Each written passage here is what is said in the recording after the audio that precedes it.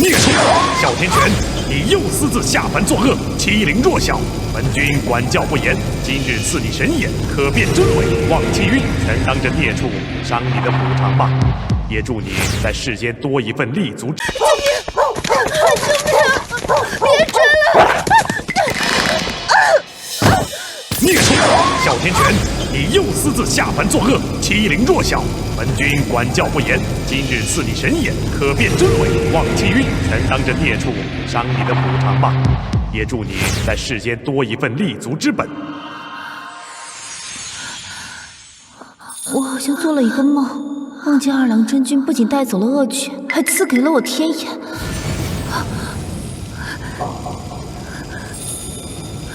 看见了，我真的看见了，不是梦，真的是二郎神君。幸你林若禅，叩谢二郎真君。二郎真君真的让我有了第三只眼，我真的能看见了。妈的，真倒霉！50银元买了一只破碗，没长眼吗？还真是没长眼啊！把那只破碗给这个乞丐要饭吧。宣德官窑青花珍品，价值100银元。天哪！二郎真君赐给我的第三只眼睛，不仅能让我看到东西，还让我有了鉴宝的能力。那我靠着这双神眼，岂不是轻松捡漏，发家致富了？给，拿着，要饭去吧。谢谢好心人，这么快就捡到漏了。神眼提示说这碗价值100银元，我得找个古董店卖了。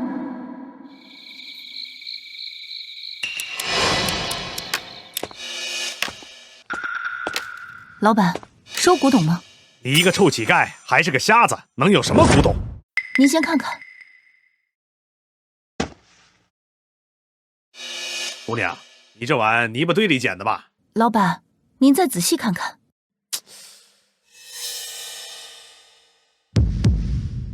这碗竟然是宣德官窑精品青花，这瞎子肯定看不出真假。一个仿品而已，我看你一个瞎子也不容易，我给你20个铜板。第三只眼告诉我，这个碗值100银元。这老板心真黑。你，陈掌柜，宣德官窑精品青花什么时候只值20铜板了？是沈将军之女沈墨轩，还是古玩协会的会长？沈会长，您怎么来了？他竟然是古玩协会会长。沈会长，您看看我这碗。哎呀，您就不要看了，他一个眼瞎臭要饭的，这就是他要饭用的破碗，就是个赝品。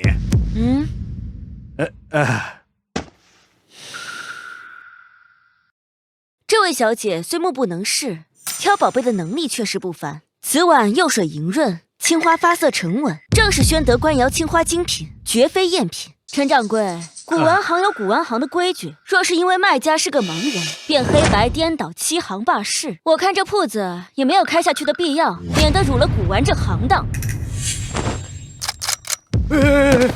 沈会长，小人知道错了啊，再也不敢了，您再给我一次机会啊！小姐，小老儿有眼无珠，您别往心里去呀。多谢小姐仗义直言。在下沈墨轩，自小喜爱古物，小姐眼睛虽有不便，鉴宝能力却是不凡。我沈墨轩想要交你这个朋友，小姐日后若是有什么东西想要出手，可凭此名片来协会找我。谢谢沈会长。小姐，那您这碗，您开个价吧。哎，小姐这碗是真品啊，我给您80个银元。120个银元，这绝对是良心价。比神眼告诉我的价格还贵20银元，可以。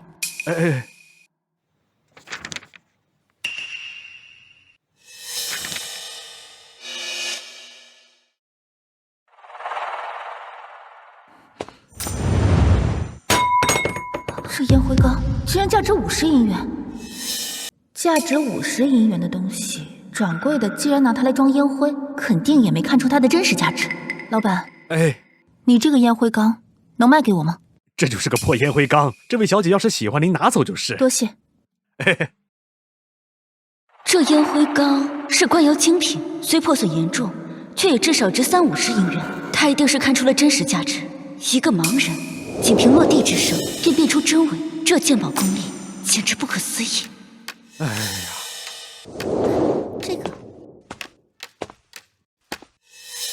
这下子破碗卖了120银元，都是我王大虎的了。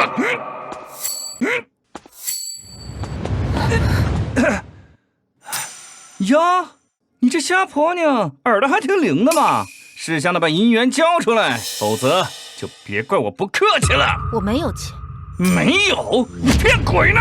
老子在古董店都看见了，给我交出来！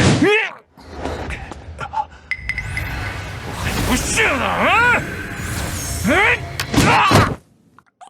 呀，瞧啊，真是活该！这小姑娘可身手了得啊！哎呀，对，王大虎，你也有今天啊！怎么跟小姑娘跪下了？没想到这二郎神赐我的神眼，还能增强体质，连反应都变快了，力气也变大了。放肆！林小姐，可有受伤？多谢沈会长关心。光天化日行抢盲女，将此人送去巡捕房。是。他根本就不是瞎子，他是装瞎的。你们也不想想，一个瞎子怎么可能去古玩店鉴宝？怎么可能通过我的拳头？怎么可能一棍子把我打跪下？说起来，他刚才在店里面，他好像真的能看到我放东西的位置。你这个骗子！我要让大家看看你的真面目！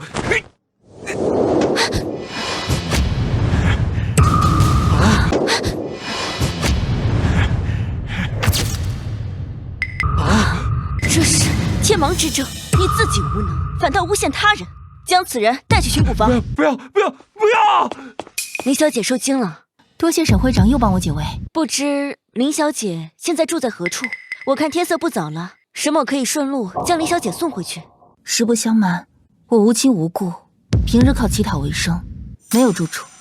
那林小姐可以来我家里暂住几日，刚好我明日要在府上设鉴宝会。林小姐鉴宝能力不凡，若是肯赏脸同去，定会为聚会添彩。鉴宝会，我如今有了神眼，这鉴宝会可是捡漏的大好机会。林小姐，这里就是您的房间了，要是有什么需要，尽管跟我吩咐。有劳了。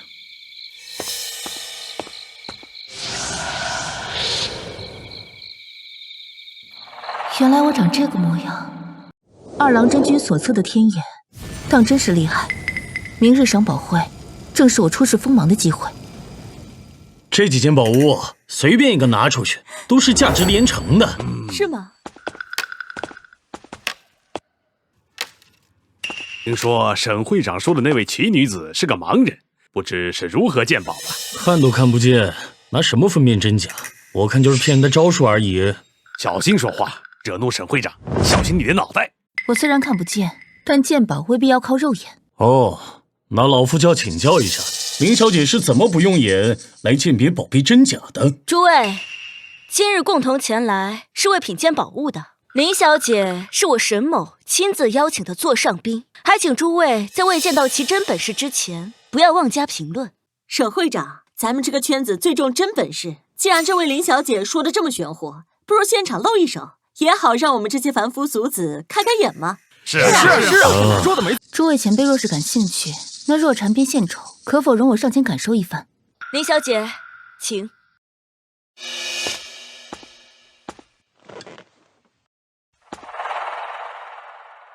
此壶泥料细腻，造型古朴，是唐末宋初的佳作。壶底有成名原款，做工精细，形神兼备，必是真品。钱教授是陶器大家，他说是真，那定然假不了。你们看看他，装模作样，看都看不见，还搁那装模作样呢。唐代送出紫砂壶，壶里有补救痕迹，价值20大洋。这壶是假的。你胡说！怎么可能？此壶泥料工艺确实是唐末旧物，壶体本身是真。哼，看来你还有点眼力嘛。不过这底款陈明远却是后世刻上去的，所以为假。荒谬！这底款比例瞧劲，与陈明远的风格分毫不差，这是老夫花了800大洋拍卖过来的。你个瞎子，不要在这里胡言乱语！钱老文胡30年，过的眼比你走过的路都多。小丫头骗子，回家学几年再出来吧。一个瞎丫头敢当着钱老的面谈鉴宝？林小姐，这陈明远的壶真款和后刻款加差几百块银元呢，真当我们这些年鉴宝是闹着玩呢？诸位若是不信，可细看款式位置，就知道我说的到底对不对。我看了一辈子陶器了，难道还没有你一个瞎姑娘看得准？今天我就跟你打个赌，如果此物真如你所说，我叫你一声师傅。这丫头今日怕是要栽大跟头喽！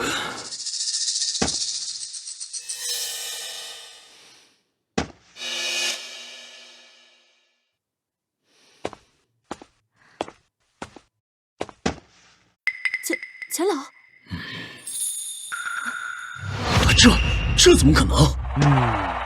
钱老，这壶确实是假的。果然是假的。钱老，这壶确实是仿制的，只是技艺过于高超，不仔细看根本看不出来。应是民国初年高手访客，冒充名家款式，想卖个好价钱。我看了一辈子，竟然在这儿栽了跟头。就是一个盲女怎么这么神啊！蒙着眼摸一摸。竟比放大镜还厉害！是啊，老夫惭愧，太玄乎了。林小姐真乃神乎其神，老夫叫你一声师傅，也不亏。前辈过誉，您鉴宝经验丰富，我该跟您多学习才是。各位，今日是见识到了，林小姐这鉴宝之术可谓一绝。来，请看下一件。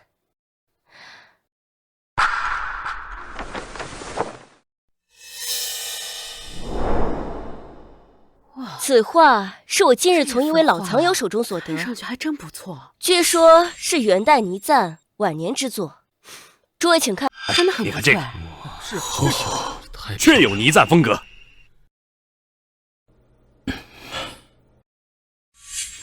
这印章也没问题。哎呦，这倪瓒真迹传世极少，若是真品，那可是价值连城的。这可真是太难得了。林小姐，请。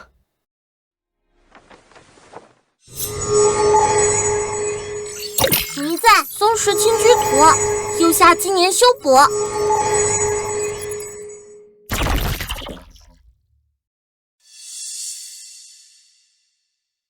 此画不假，我就说这画没问题，我的眼力还是可以的，但也不真。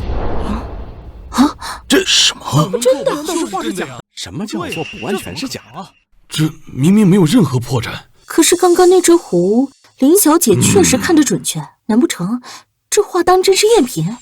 画心主体确是古物，但右下角山石是后世高手所补。诸位若是不信，可自行查验。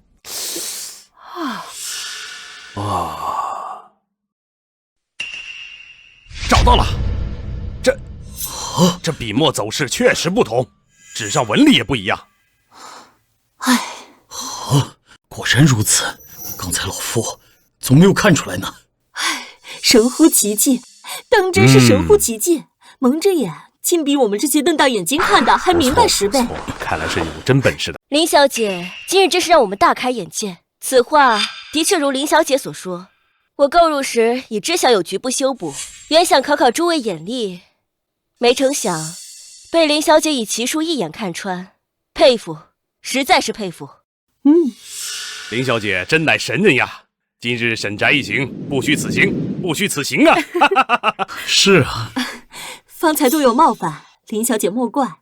这官画鉴宝之法，简直开了鉴宝界的先河啊！太不可思议了，前辈们谬赞了。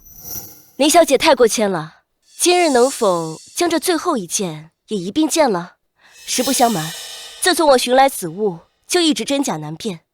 若林小姐能帮我鉴别，1000大洋，沈某双手奉上。对，林小姐，沈会长说的对啊，还请林小姐施展妙法，让我们开开眼。是啊，林小姐，再让我们开开眼嘛。不愧是将军之女，一出手就是1000大洋，这钱能用来租房安身，日子无忧了。好，待我细看。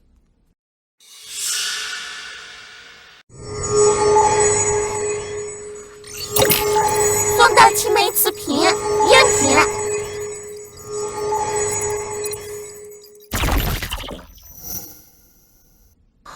高仿赝品，直接点破恐难服众，得让他们自己看出问题。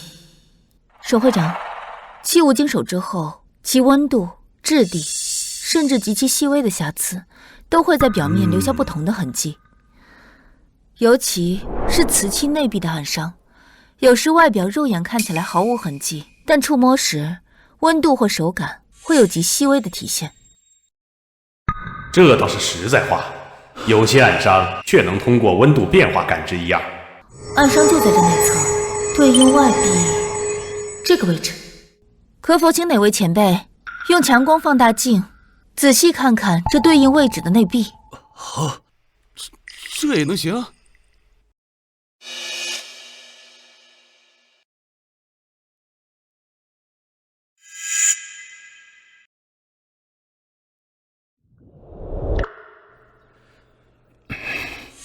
的确如林小姐所言，这瓶身内壁有很细的鸡爪纹，藏在右下，是烧的时候留下的暗伤。是在里面的。宋瓷讲究太古完美，这个瓶子的确是赝品。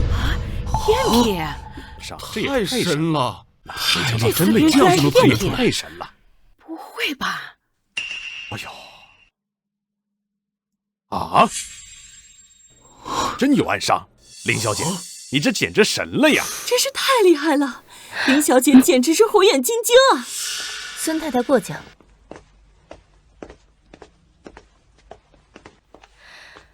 林小姐，这1000大洋是你应得的酬谢。这枚徽章代表的是我古玩协会特别顾问的身份。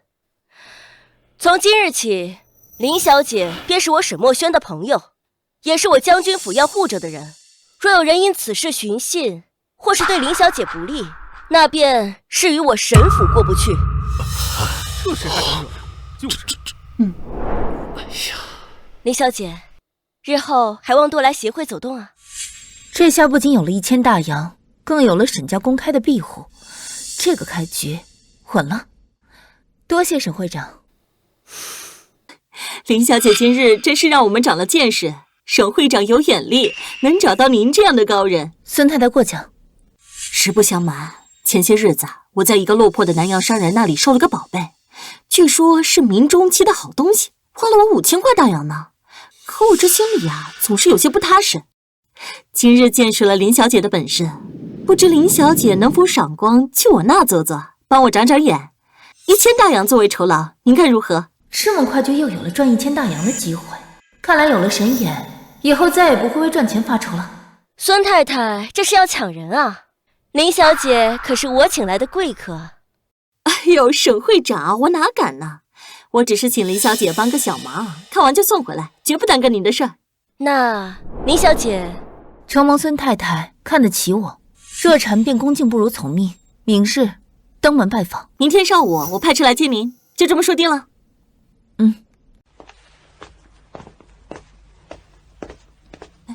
林小姐请坐。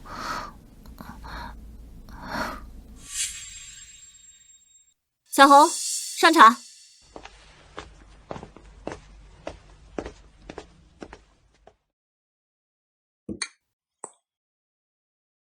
管家，把我的宝贝拿来。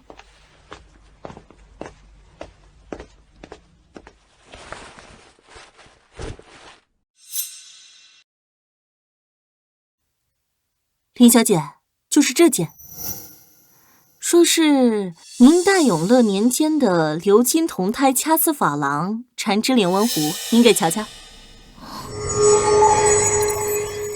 貂蝉天庭绝品，少于30年。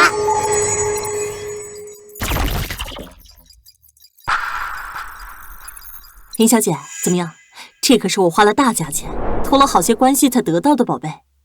孙太太，此壶工艺繁复，色彩绚丽，观之确实赏心悦目，是吧？我就说，不过却是假货。什么？什么？林小姐，这话可不能乱说，脉中可是有传承记录的。孙太太别急，这壶乍一看确实没破绽，但壶身有打磨痕迹，应该是后来接补过的。若禅斗胆猜测，此壶或是利用部分老旧碎片，结合现代精湛工艺拼接重制而成，年份不过20-30年。不可能！你凭什么如此断定？我不信。福伯，把当时的南洋商人留下的证书，还有中间人的契约都拿来。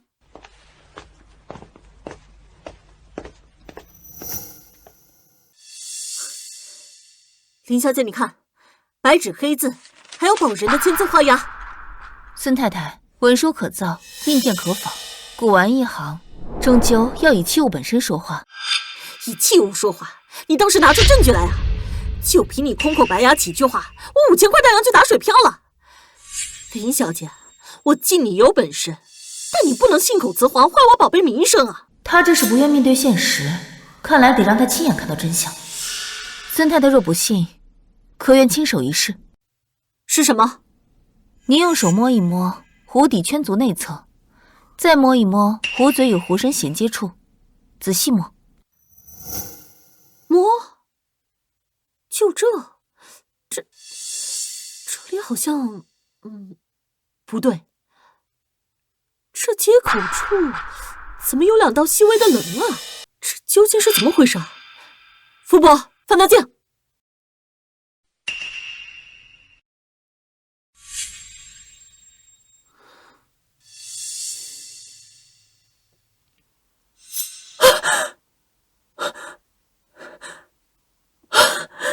假的，真的是假的，5000块大洋，整整5000块大洋啊！怎么会这样？我明明那么小心，找了这么多人看过。福伯，当初引荐那个南洋商人拍胸脯保真的中间人，是你远方表情介绍的吧？太太恕罪，太太恕罪，老奴也是被骗了呀。他说是祖传的宝贝，急于出手，佣金给的高，老奴一时鬼迷心窍就……好啊，吃里扒外的东西，联合外人坑主家的钱，5000块大洋，整整5000块大洋啊！林小姐，多谢。若非你点破，我至今还蒙在鼓里，把这破烂当祖宗供着。1000大洋酬劳，1分钱不会少。另外，我孙月娥今日欠你一个大人情，日后在这城里，林小姐若有用得着我的地方，尽管开口。孙太太言重了，古玩一行，水深莫测，任谁都有打眼的时候，你能及时止损，已是不幸中之万幸。打眼？我这眼打得可真够疼的。林小姐，酬劳我随后派人送到沈会长府上，今日让你见笑了。来人，把他给我拖出去，关进柴房，等我空了，再好好跟他算这笔账。太太饶命！太太饶命！我不想死，我知道错了。小红，备车，你亲自送林小姐回沈会长府上，务必礼数周全。是太太。林小姐，请随我来。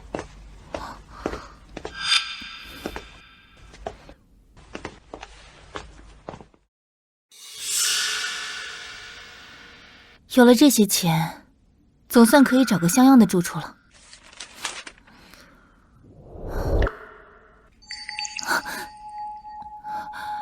这是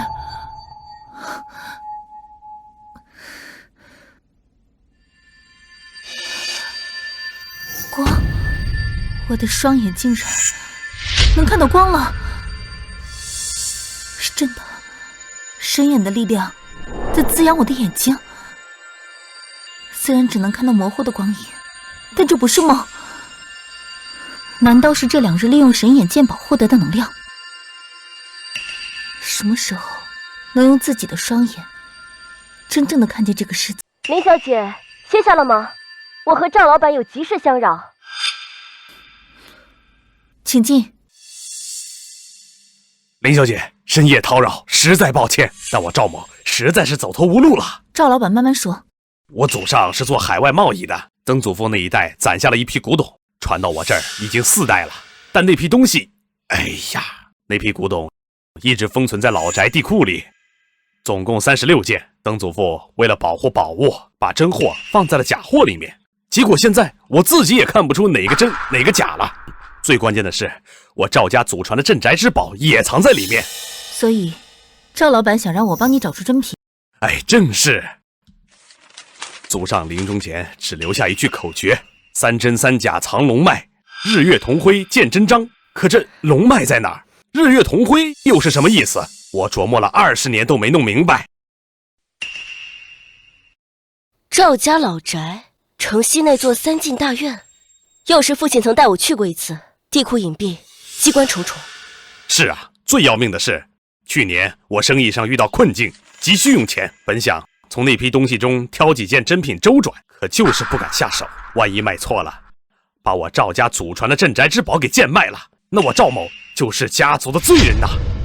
林小姐，你鉴宝如神，你若能帮我辨出那批东西里哪些是真，哪些是假，我赵某愿以其中一件珍品作为酬谢。此外，再以2000块大洋作为辛苦费。2000块大洋，还加一件珍品古董，这酬劳着实丰厚了。赵老板也是沈墨轩好友，这忙得帮。更重要的是，若此事办成，我在古玩圈的名声将彻底打响，日后立足无忧。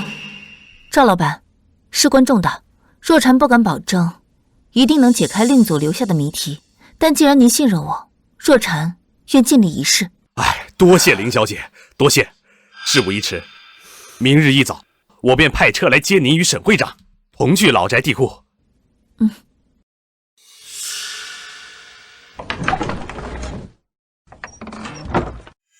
林小姐，这边请。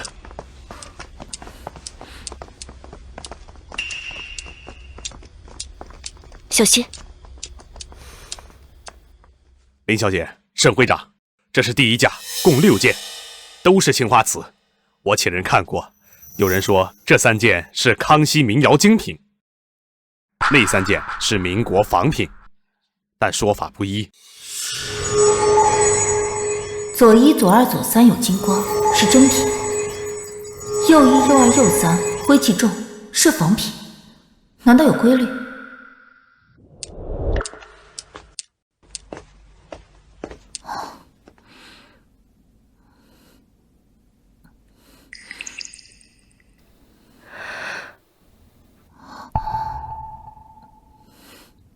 赵老板，可否将这几件瓷器抵朝上？好。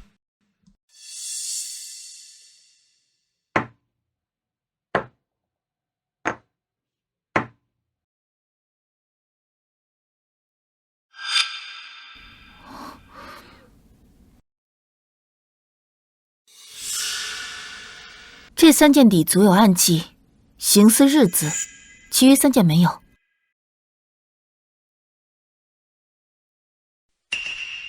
哦，真有暗记，我曾祖父竟留下了这样的线索。可日字是何意？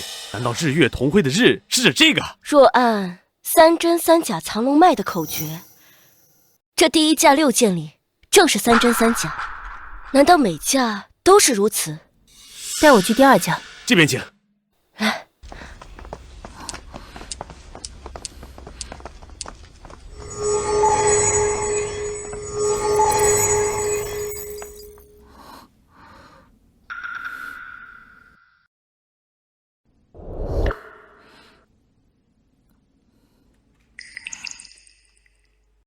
这2件玉器背面有月纹暗记。哦。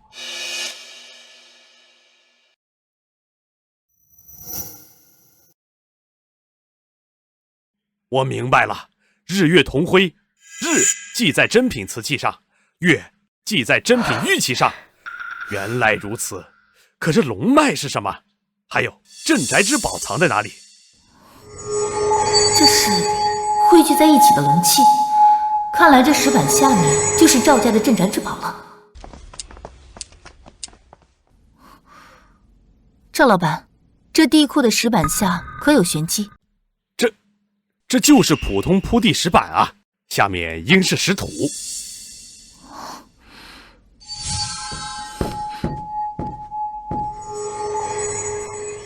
这石板下有东西，请挪开一下。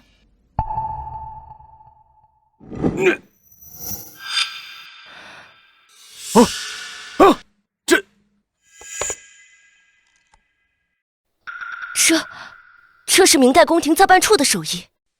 龙纹为5爪，必是御赐之物。赵老板，这恐怕就是你赵家真正的镇宅之宝了。找到了，终于找到了！曾祖父，孙儿不负所托。林小姐，您真是我赵家的大恩人呐！赵老板言重了，如今真伪已辨，这36件中，真品为18件，皆有暗记；赝品为18件，工艺虽高，却无暗记。至于龙脉，龙纹玉佩藏于地库中央石板下，正应藏龙脉3字。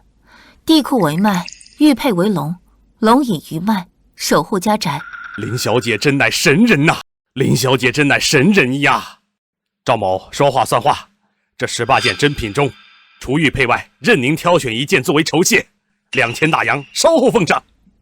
赵老板盛情，若蝉去之不恭，那便选那件青花梅瓶吧。好，福贵叔，快给林小姐包好。啊！林小姐今日又创奇功，不出3日，此事必传遍古玩圈。届时怕是全城的藏家都要踏破门槛来请林小姐你了。全靠沈会长引荐，赵老板信任。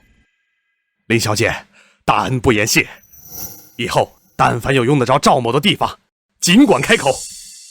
林小姐，如今你名声在外，银钱也足，日后还有什么打算？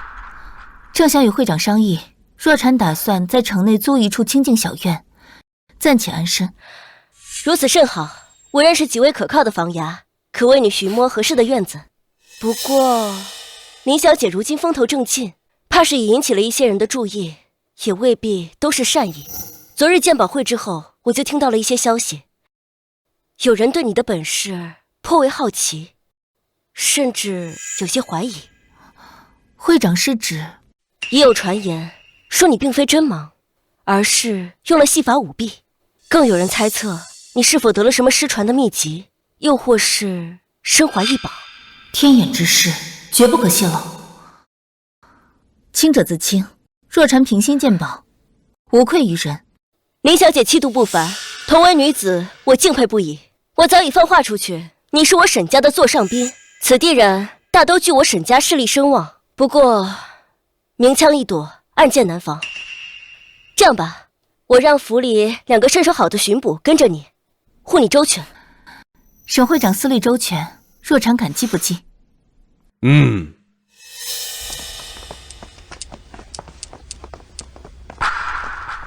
呀，快看，都干啥呀？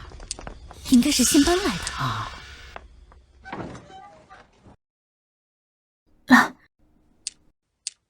慢点。走。哎呀，干啥？听说没？就是她，那个蒙着眼睛能鉴宝的奇女子啊！蒙着眼睛咋看东西啊？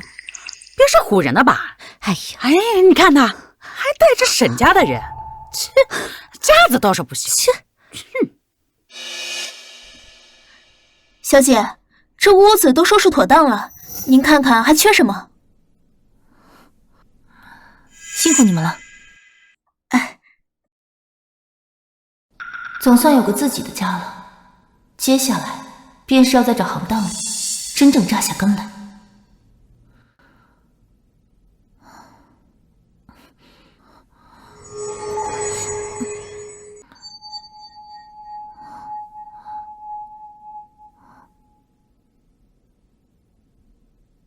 眼前的景象越来越清晰了，一定是帮赵家寻宝、鉴宝，积攒下了更多的能量，滋养了我这双眼睛。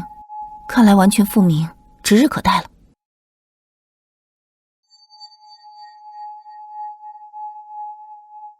小姐，钱教授来访。进。小姐，钱教授来访。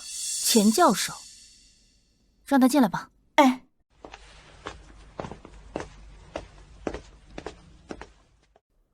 林小姐，叨扰了。钱教授，坐。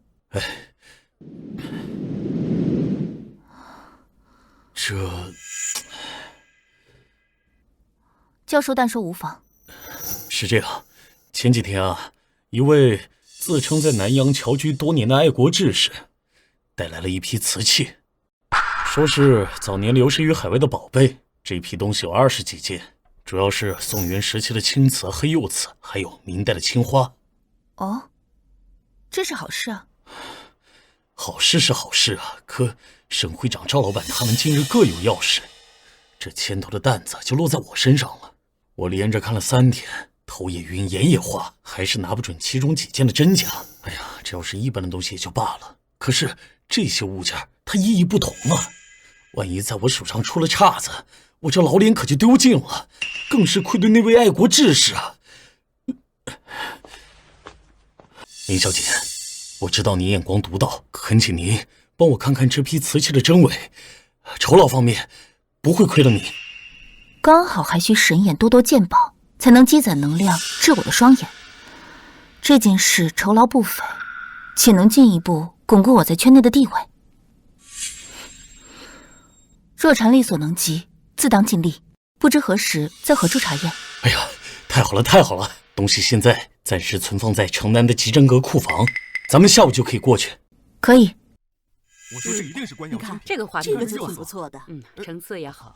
哎，怎么是个瞎子呀？钱老怎么会？钱老真把他请过来了。一个盲女能看瓷器，怕不是病急乱投医吧？听说他在沈会长家神乎其技，说不定真有过人之处啊。有道理。钱教授，这位是？这位是林若禅林小姐。别看目不能视，却是鉴宝奇才，尤其感知敏锐，常有出人意料之见。有她在啊，这批瓷器的鉴定会更稳妥。林小姐有劳了。这批器物是有人数10年来搜集的心血，还望二位仔细甄别。周先生放心，若禅必当尽力。咱们先看这件。凤龙全梅子青瓷瓶赝品。看来是用真品瓶身接了赝品的底足，怪不得真假难辨。这件宋龙泉梅子青瓷瓶是赝品，瓶身是真的，但底足是后接的赝品，估价值已不剩多少了。怎么可能会是赝品啊？他眼睛看不到。这接口处确实有异样啊！原来真的有问题啊！原来是真的。林小姐果然名不虚传，请继续。这件黑釉罐，釉色乌黑发亮，器型浑厚，像是金元时期窑口的精品，可这分量似乎略轻了些。金元黑釉罐，作假赝品，身有雕色工艺瑕疵，价值低廉。阿秀，将这件罐子放稳，用布用力擦拭罐身斑纹。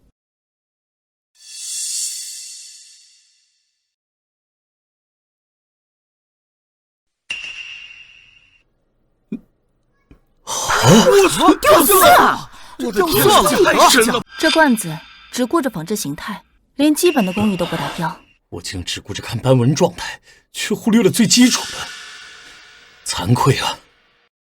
咱们接着看啊！不必再看了，精彩，实在精彩。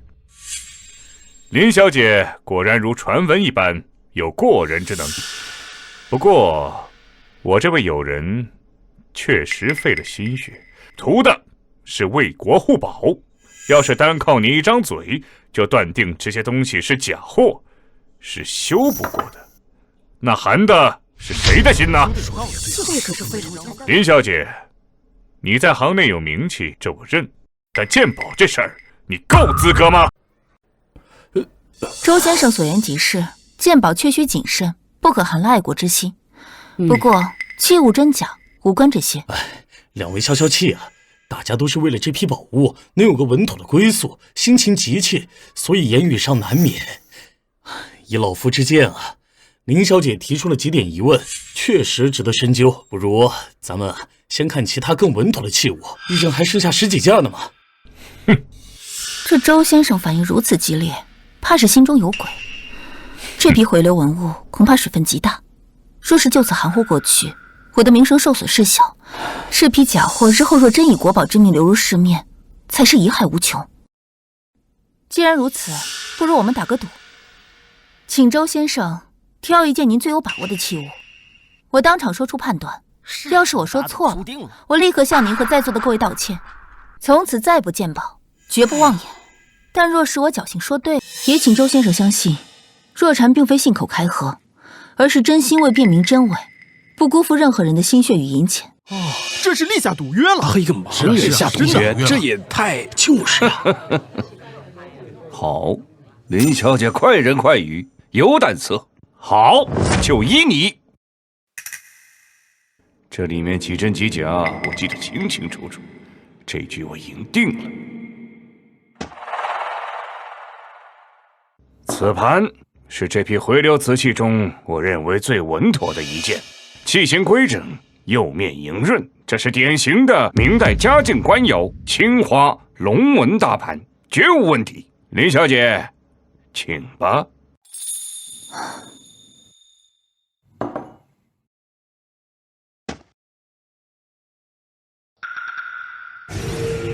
明代嘉靖官窑青花龙纹大盘，老太盘仙后会复烧赝品。胎是老的，但上面的纹饰是后找高手重新画过，再进窑低温复烧的。这手艺做的几乎天衣无缝，要不是神眼，很难识破。此盘确实精美，精美的工艺品罢了。很简单，盘心与盘沿过度有脱节，这种工艺加热一下就露破绽了。林小姐，这是官窑重器，器中这般损坏，你若没有更稳妥的法子，我看这赌约也不必继续了。您放心，请准备一支蜡烛，温度不必太高，不烫手即可。好，等着。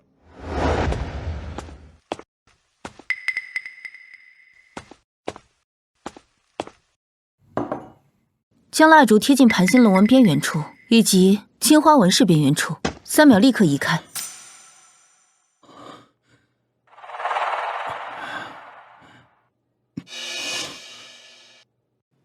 这确实是固色药剂遇热挥发的气味，难道这龙纹是后画上去的？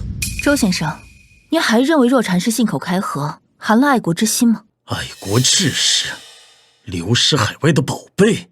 周先生，你竟用如此手段，以次充好，以假乱真，还想借爱国之名谋取暴利，你简直玷污了这片赤诚！这批器物恐怕真品寥寥，建议请行业工会介入，彻底清查，以免赝品继续混淆视听，扰乱市场。你不能走啊！不能走啊！林小姐，老夫有眼无珠，险些酿成大错。今日若非你力挽狂澜，不仅老夫名誉扫地，更将助长此等歪风。从今往后，林小姐但有所需，钱某定当竭力。2000大洋也立刻送到府上。又是一大笔银元进账，眼睛也恢复了多半，太好了。林小姐，昨天急诊阁一事已处理妥当。这个周某人底细我已经派人去查过了。他虽然自称南洋侨商，但往来账目模糊，在本地也并无实业根基。他带来那批回流文物，我已联系了协会的人连夜复勘，果然10有89皆是高仿。岂有此理！有爱国之名行诈骗之实，简直太可恶了。昨天他已经走了，怕是知道事情败露，溜之大吉了。他走了，但这阵风恐怕还没停。沈会长、钱教授，你们不觉得此事太过巧合吗？林小姐的意思是，我初入古玩圈不过几日，虽有威名，但终究根基浅薄。周先生这批货显然筹备已久，所图非小。他为何偏偏在此时找上德高望重的钱教授来牵头？又为何在我介入后反应如此激烈，甚至不惜当众立誓自曝其短？这么说，他是冲着您来的？更有可能是想借此事搅乱本地古玩行的水。钱教授是协会元老，若您因为这批假货栽了跟头，协会声誉必然受损。没错，周教授虽然已经落网了，但他背后是否有人，是否还有其他手段，我们不得不防。若真如此的话，那他们下一步会如何？继续用假货设局，还是从其他方面下手？当务之急是暗中理一理协会内外近期的人事往来、异常交易，尤其是与陌生外地客商或者突然活跃起来的某些中间人的接触，看看是否有类似周先生这样的热心人士，或者看似利润丰厚却透露出古怪的买卖。我即刻去办。协会的账目和往来交易记录，我也会亲自过目。此外，我风头太盛，怕是已经成了某些人的眼中钉。接下来，我或许该暂避锋芒，少接公开的鉴宝邀请。但若有会长或钱教授私下认为棘手、拿不准的物件，我仍可暗中相助。林小姐深谋远虑啊，处处为大局着想，倒显得我们这些老家伙莽撞了。我只是个瞎子，要想在这行当里安稳活下去，看得清楚些，总没坏处。林小姐放心，此事我心中已经有数了。你在家中也需小心，我让阿成和阿秀仔细门户，若有任何异常，立刻告知我。多谢会长。小姐，门外有人送来这个，说是让我务必交给您。请柬。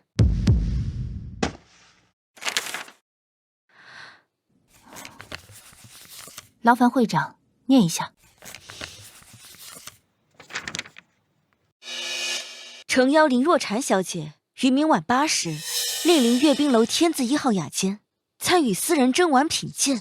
届时将有海外回流重器承揽，恭候大驾。发起人罗世谦。罗世谦，这个人好像是个新兴的掮客，近半年颇有名气，竟做一些来历不明、利润惊人的买卖。他怎么会突然找上林小姐？海外回流重器，这套说辞倒是与那周教授如出一辙。阅兵楼天字1号倒也是真的舍得下本钱，看来这山雨比我们想的更早些。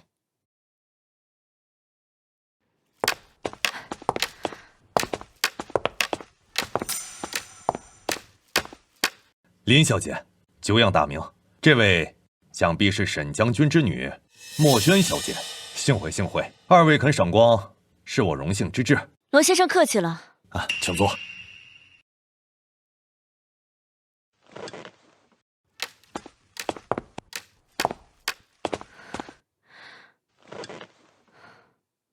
听闻林小姐目不能视，却慧眼如炬，接连识破高仿赝品。连那周某人精心设的局都瞒不过您，罗某心生敬佩，特准备几件小玩意儿，想请林小姐品鉴一二，也顺便交个朋友。罗先生过奖，不知是何宝物？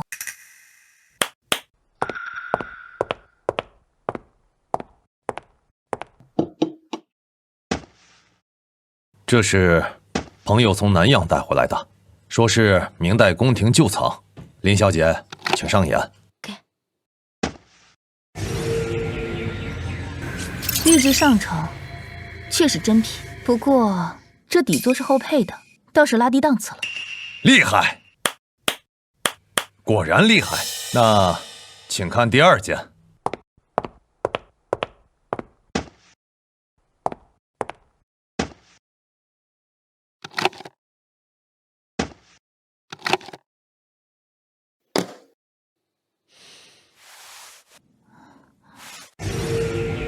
酒料残补，赝品。此话为假，只有角落山石处是真品所补。看来那些寻常的试探，对您而言毫无意义。林小姐是聪明人，那周某人的把戏你看穿了，我这两件东西的底细你也摸清了。明人不说暗话，我今天请林小姐来，并非只为鉴宝。愿闻其详。国内所谓的藏宝回流，10之8九是骗局。真正的好东西都在往外流，我有门路，能把国内的真品神不知鬼不觉运出去，换成大洋，同时用高仿赝品顶替留在国内，应付那些所谓的爱国志士和行家，里外里利润何止10倍。林小姐有这般神技，若能与我合作，负责甄选真品，监督仿造，确保天衣无缝，你我联手，何愁不能富甲天下？沈会长什么都不用做，只要睁只眼闭只眼，大头我自会奉上。罗世谦，当着我沈墨轩的面，你敢干这卖国求荣的勾当？沈会长不用装大义凛然，真到饿肚子的时候，祖宗牌位都能劈了当柴烧。今日既然请沈会长前来，我就做好了破釜沉舟的打算。林小姐，你一个孤女瞎子，就算有天大的本事，在这世道又能走多远？跟我合作，钱权势唾手可得，是继续当个被人猜忌的奇女子，还是做翻云覆雨的幕后高人？你可想清楚了。罗先生，我林若禅虽是个瞎子，却也分得清黑白，认得清祖宗。哦，我的能力是上天所赐，只敢走正道，不敢也不能动歪心思。若禅说的没错，今日我若为钱财与你同流合污，我又怎么对得起上天赐我的天赋？林小姐，乱世之中，良心最不值钱。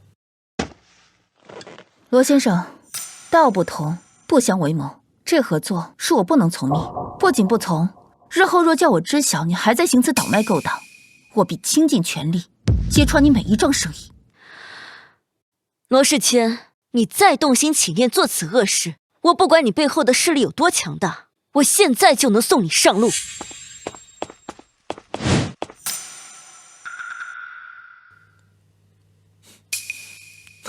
哈哈哈哈哈哈！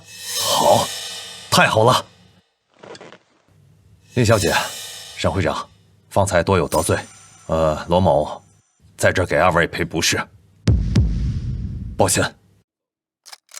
罗先生，您这是？实不相瞒，罗某最初确是一心做文物回流，当年目睹国宝流失，痛心疾首，立志要将散落海外的好东西接回来。可这行当水太深，我满腔热血回来，遇到的十有八九是周先生那般人，拿假货充国宝，骗钱骗名。我心灰意冷。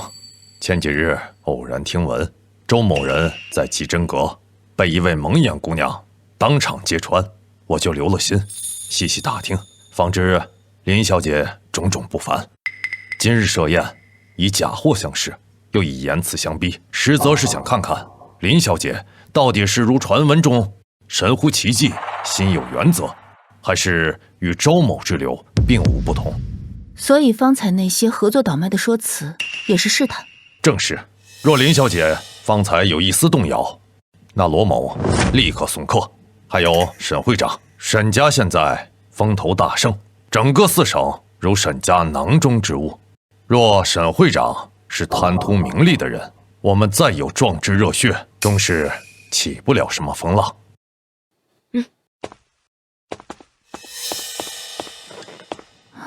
罗先生的试探，未免太过折腾人，还请沈会长见谅，形势所迫，不得不谨慎。况且我如此大费周章结识林小姐，确实不只为交朋友。罗先生还有难处？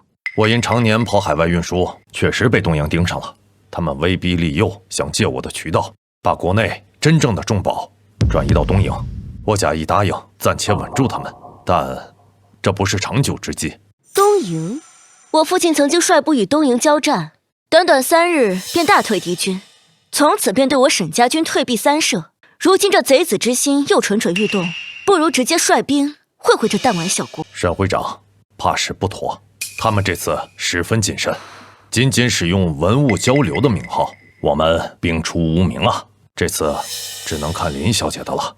他们很快会送来第一批货单，那些东西件件都是国之重器，若真从我的手里流出去，我罗世谦万死难赎其罪。可我势单力薄，对方在租界势力庞大，硬扛不得。我需要林小姐帮我辨别他们可能混在真货清单里的陷阱赝品。更关键的是能想办法，既能瞒过那伙东瀛人，又能真正保住国宝。原来如此，这才是真正海外回流危局。神木之力或许正该用在此处。罗先生的意思是，明面上配合他们运宝，暗地里我们偷梁换柱。正是，用高仿代替真品运出，真品秘密留下，但这需要极高的仿造工艺和绝对精准的鉴别能力，确保瞒天过海。工艺我可暗中寻访名家，但这最后的把关人非林小姐不可。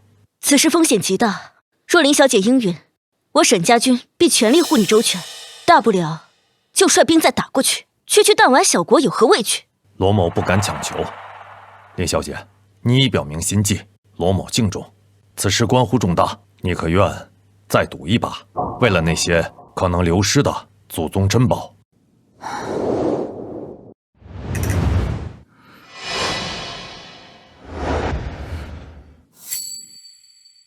若禅，你的眼睛……这怎么回事？林小姐，你的目疾……或许是上天眷顾，也或许是心有所念，气有所通。这段时日专注于古物气运，前些日子便觉眼前朦胧似有微光。今日与二位在此共商互保大计，心神激荡之下，忽然便看清了。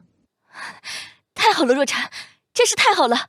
如今我既已复明，便更能为大计尽一份力，所以这赌局我接了。不过安全起见，我仍会以盲女形象示人，希望二位能帮若禅保密。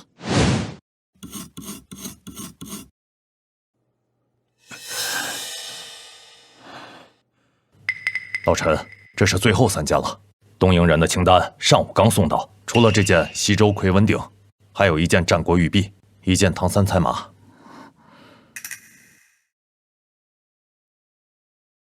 胎土和优料的仿旧，火候是关键。老陈师傅的手艺登峰造极，但做旧还不够。按我上次说的，用调配的做旧水再熏蒸一遍。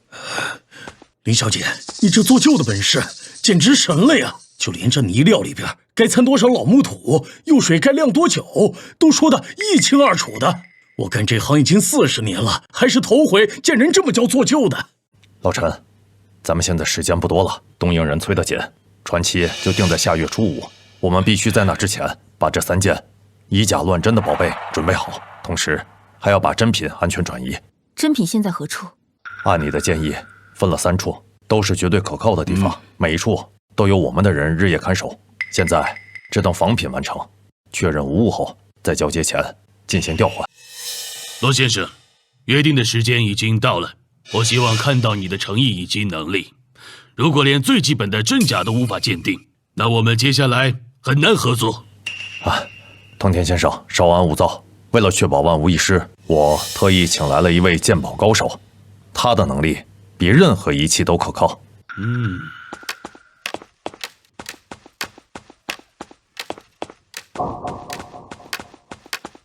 你就是那个盲女鉴宝专家，人传虽然目不能视，但心如明镜，是真是假一看便知。藤田先生，您早有耳闻。罗先生，我的消息远比你想象的灵通，所以别给我耍花招。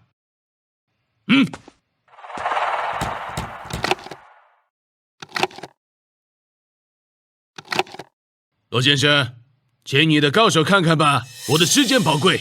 扶我坐下。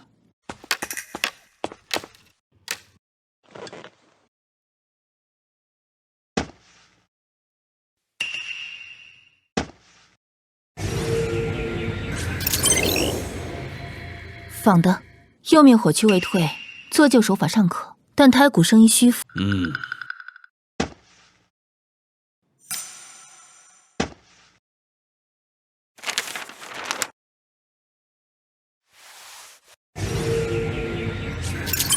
画纸是老的，但墨色浮于表面，气息驳杂，是一张老纸新画的作品。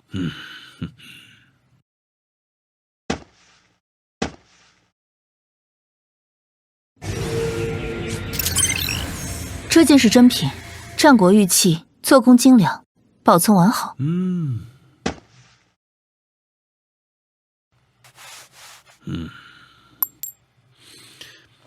这个看看。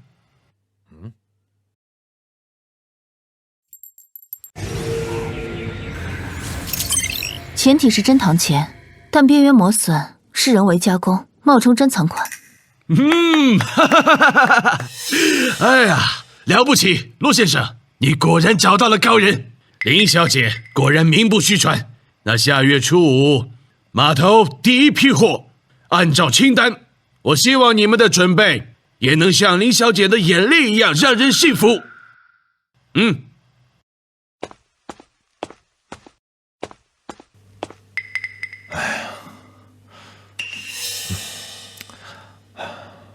好险啊！最后这枚钱币是他临时起意试探。林小姐，你又救了一次场。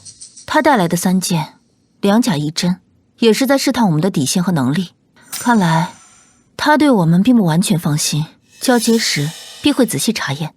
所以，我们那3件仿品必须毫无破绽。接下来就看老陈和我们的调包计了。林小姐，真品就在这里，仿品在后面的车上。按照计划，需要你进行最后一次校准，确认仿品足以乱真，然后我们连夜调换，将真品立刻转移到2号安全点。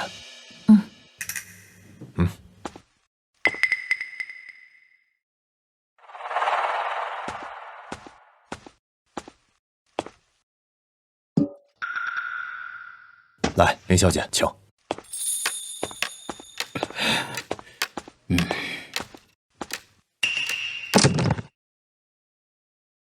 林小姐，我尽力了，特别是这尊唐三彩马，釉色流动和开片，我参照了林小姐所说的方法，应该差不多了。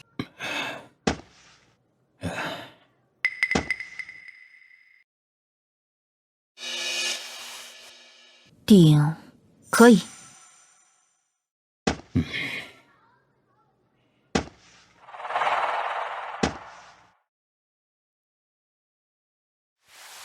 玉璧需再用古玉氧气粉在锦盒内熏染12个时辰。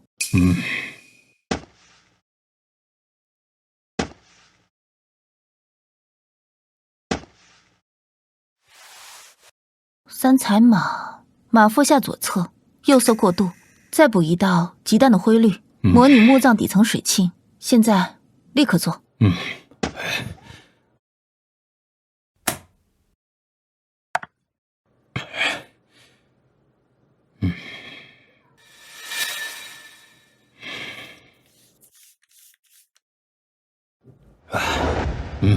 现在可以了。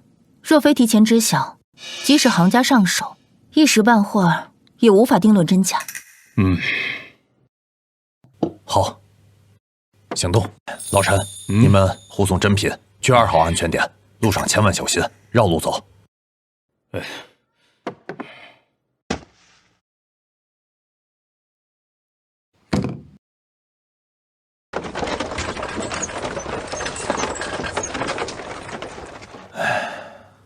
接下来就是码头那场戏了。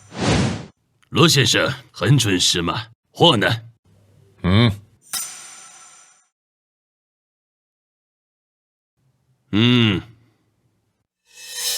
都在这里，请藤田先生验货。嗨，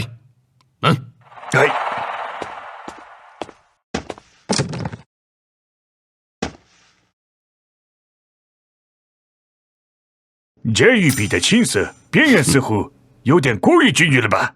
出土古玉，沁色本就千变万化，何来均匀之说？这位先生若是不信，可以问问我的鉴宝石。林小姐，请。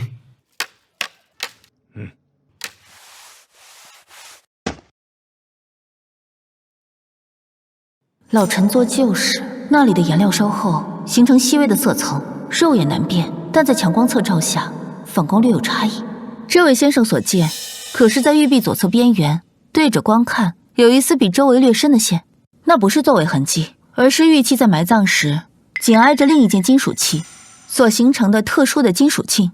珍品往往会有这种不规则的半生沁，若是不信，可以拿10倍放大镜细看内线的末端是否与玉器自然融合。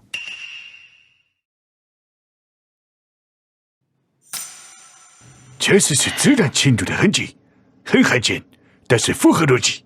看来是我孤陋寡闻了。林小姐果然名不虚传，连我请来的专家都能指教。好，货没问题。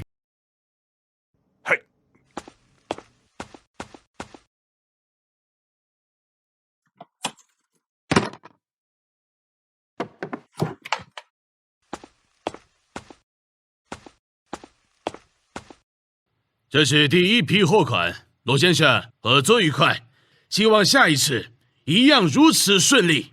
当然，船已经准备好了，可以随时出发。合作愉快，合作愉快。嘿，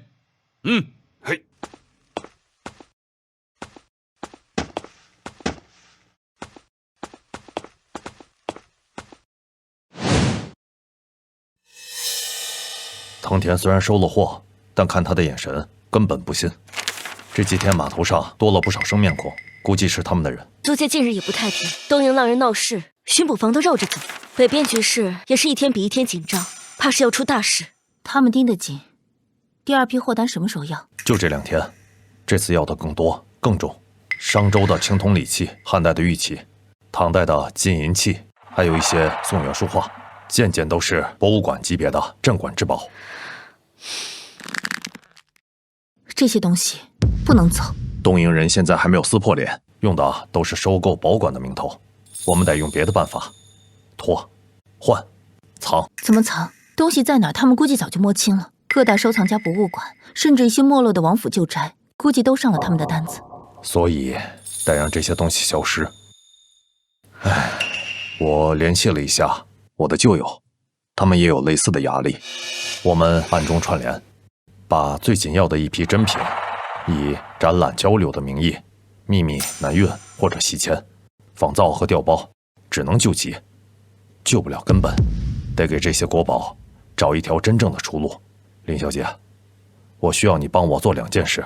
第一，就是尽快甄别第2批货单上的东西，哪些是绝不能流出的核心，哪些可以用高仿顶替。第二，在转运过程中，有些东西可能临时需要隐藏或鉴定，你的眼睛至关重要。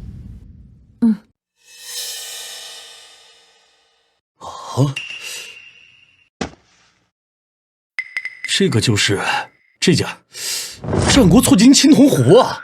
这以前是河北刘家的旧藏，前年我还见过，绝品啊！这可不能落在敌人的手里。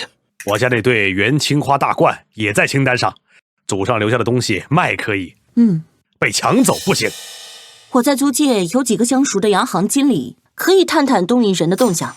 最近他们在大量收购药品、棉纱，货运紧张，文物转运或许能混在里面。钱教授、赵老板、孙太太，感谢各位此时能来，此时风险极大，无关利益，只关文脉。林小姐，你不必多说了，老夫迂腐半生，若此时再牺牲，我还有何面目去见底下的祖师爷？我赵家世代经商，但也知道有些东西比钱重，需要钱，需要地方藏东西，我赵某义不容辞。我那些股份人脉，这时候不用，难道要等东西搬空了再用吗？这样，我们分头行动。钱教授，您学识最渊博，请您根据清单，结合各地博物馆、大藏家的实际情况，列出一份核心保护名录，分出轻重缓急。赵老板，请您利用商路，暗中联络可靠的运输队伍，不要用熟面孔。孙太太，租界和洋行的消息就拜托你了。好。这是紧急转移过来的第1批，一共6件，路上不太平，磕碰难免。现在急需林小姐确认品相，并决定哪些可以立刻用仿品替换原件，就地隐藏。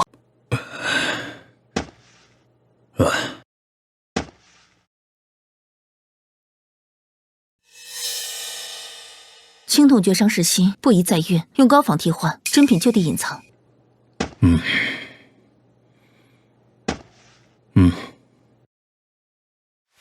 预存完好，列入下一批南运名单。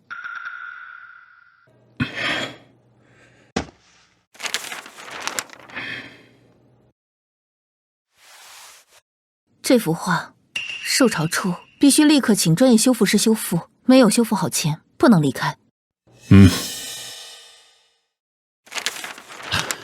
罗先生，不好了！我们刚联系的走水路的那条船队，刚得到消息，他们的船在乌松口被拦下了。虽然没查到什么，但是明显加强了对水路的盘查。那陆路呢？陆路的关卡也增多了，特别是西边和南边的要道，对货物盘查严了很多。既然明路难走，有没有人想过走暗路？我小时候听跑江湖的老人说，这海城滩底下不只有排水沟，还有早年留下来的废弃通道，有些甚至能通到城外。地下通道？林小姐，你可知道具体位置？这个很快就能知道。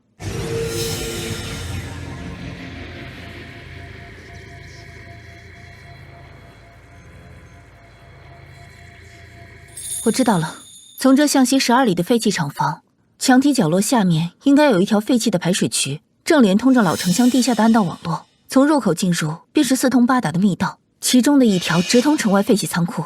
林小姐所说可是真的？从我认识林小姐起，林小姐每句话从无半点虚言，我信。不过林小姐，你怎么知道的这么清楚？这地方连我这个老海城人都没听说过。林小姐真神了，跟亲眼看到似的。这些都不重要，重要的是路找到了。好，我们回去收拾一下，随时准备密道转移。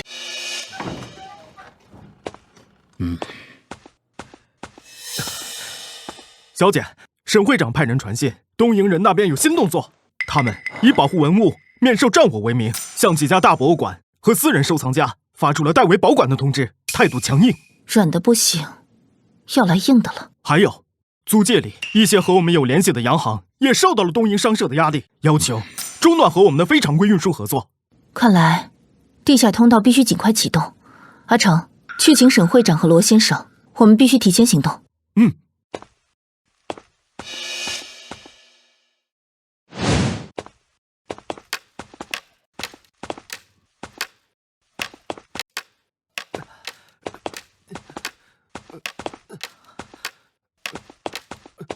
前面一段比较低，要弯腰，小心头顶。哎呀，这什么地方呀？稳住，别慌，老鼠怕光怕人，继续走，别停。跟上。哦，好。快走，快走。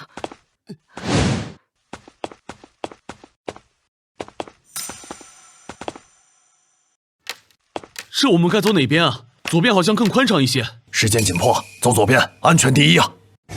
等等，怎么了？前面不对劲，可能有塌方或者积水。我先去前面探探路。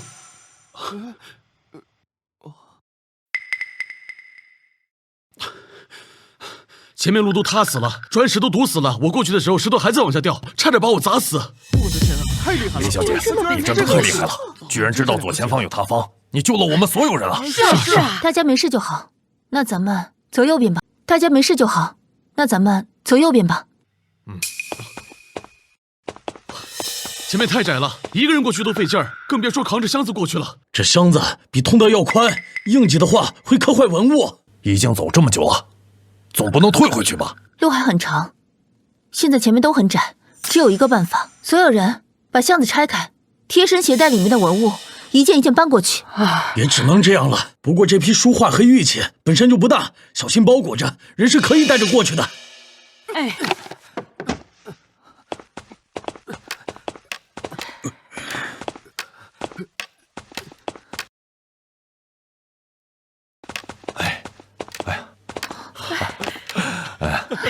出来了，太好了，成功了，都出来了。第一批总算出来了，6件国宝，1件不少，安全抵达。这里是郊区，相对安全，接应的车应该马上就会到，会直接送他们去城外的秘密仓库，然后等机会继续南运。罗先生、沈会长，海城打起来了！今天凌晨，东营海军陆战队在闸北虹口同时动手了，枪炮声很密，城里全乱了。这么快？看来这东营又来自寻死路了。现在最重要的是人。沈会长，罗先生，现在城里情况不明，你们不能回去，尤其是沈小姐。沈将军现在一定在带兵冲杀，你回去只会陷入危险。阿成、阿秀，你们立刻护送沈会长和罗先生去安全屋。联络员，告诉城里的弟兄，东西可以不要，人必须撤出来。可剩下的文物，还有那么多人在清单上。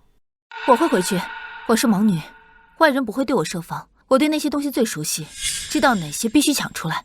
陈爷给的地图我也记在心里了。城里现在很乱，反而可能是机会。趁乱，我能带出去最重要的东西。不行，这太危险了。这是我的选择，有些事总得有人去做。阿龙、阿虎，你们熟悉地下通道，敢不敢再跟我走一趟？陈爷交代了，都听宁小姐的。走。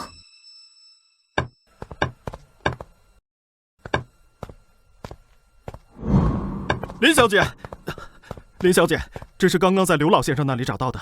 我过去的时候，刘老先生已经牺牲了。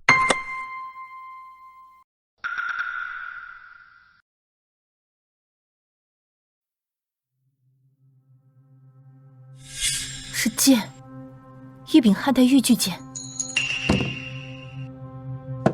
我们一定要替他们把这些宝物保护好。走。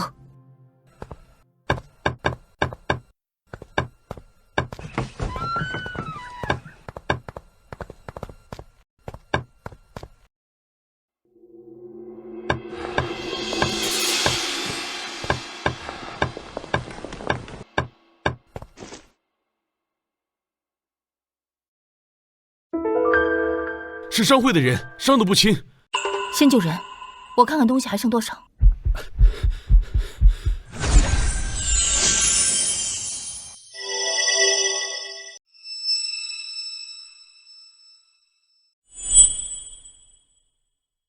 东营兵冲过来的，抢走了大部分，我们拼死藏了几件在最里面那堵夹墙。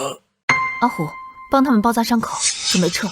阿龙，跟我来，把夹墙后的东西挖出来。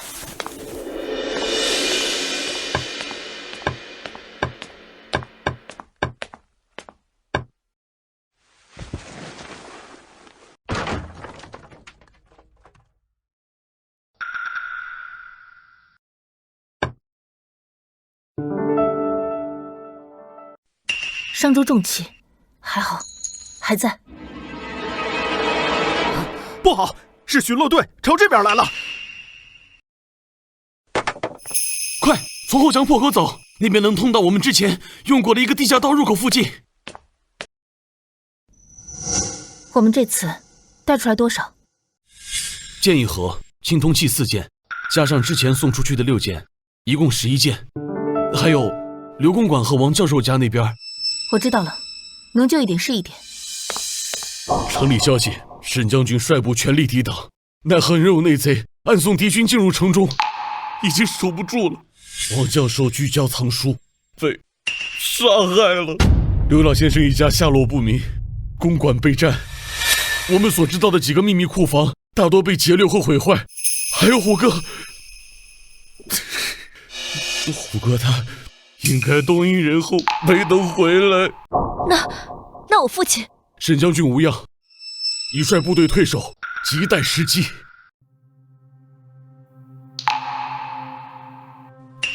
我是好样的，王教授、刘老先生，还有所有抗争的人，都是好样的。我们做的事没有白费，这是一件东西，就是火种。可是海城快要守不住了，这些火种下一步往哪里送？该怎么送？东瀛人已经全面封锁了交通要道，只要东西在，人在，文脉就不会断。罗先生，您之前说的南运西迁计划必须立刻启动，不能再等了。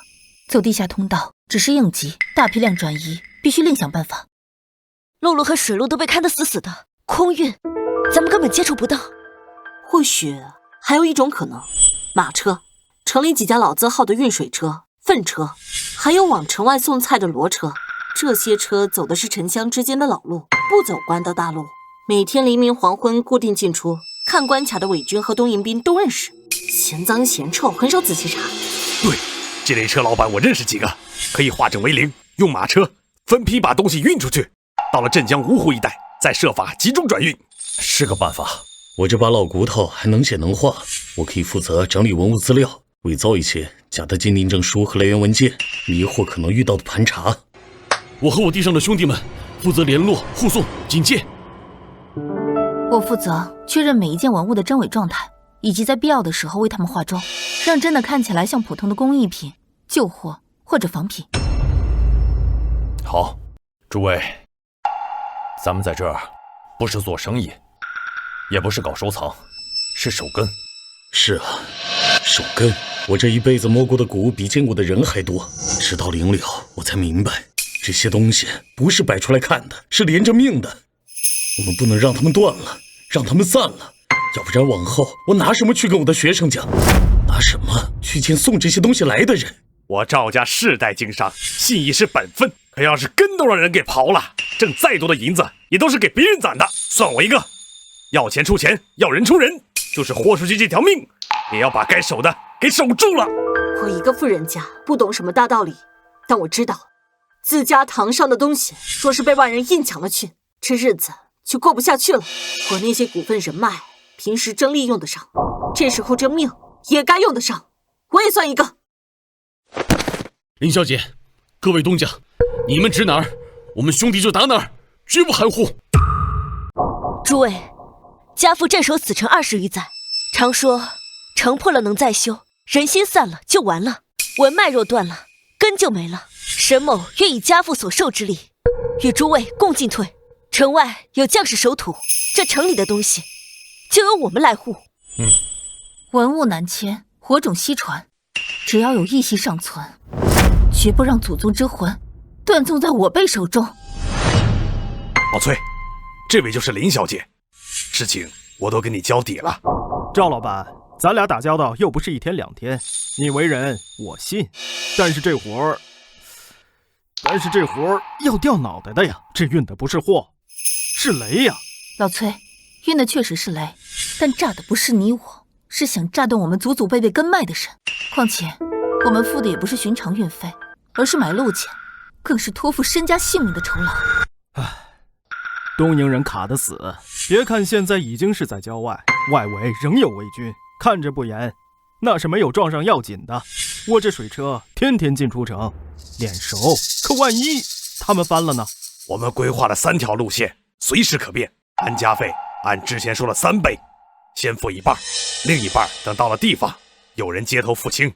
万一出了事，剩下的一半照付给你家里人。唉，这活儿我接了，都放到菜缸里吧。老崔，一切就拜托了，接头地点和暗号一定要记牢了。放心。快！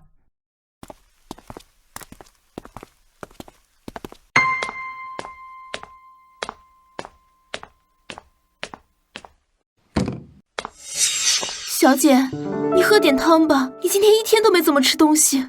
阿秀，辛苦你了，你也早点休息。小姐，是东瀛人。去开门，别慌，见机行事。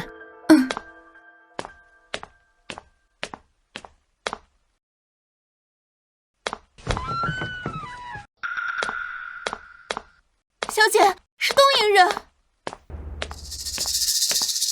林若婵小姐在吗？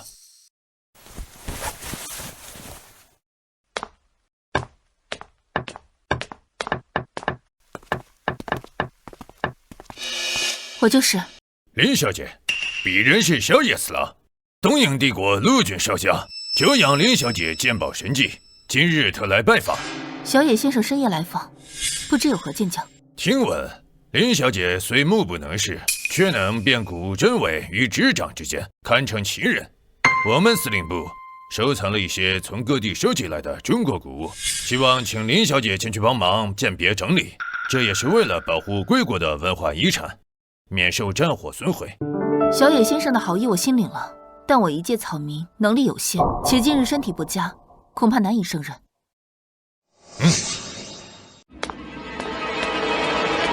小姐，小姐，你们干什么？林小姐，这位是伺候您的丫鬟吧？听说很得力。我们请人做事一向讲究诚意，如果林小姐不肯帮忙，那就后果自负了。放他走，我答应。明智的选择，林小姐。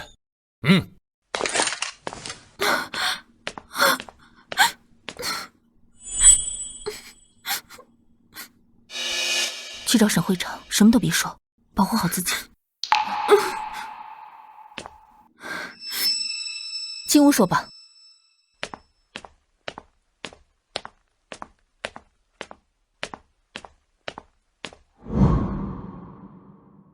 小野先生，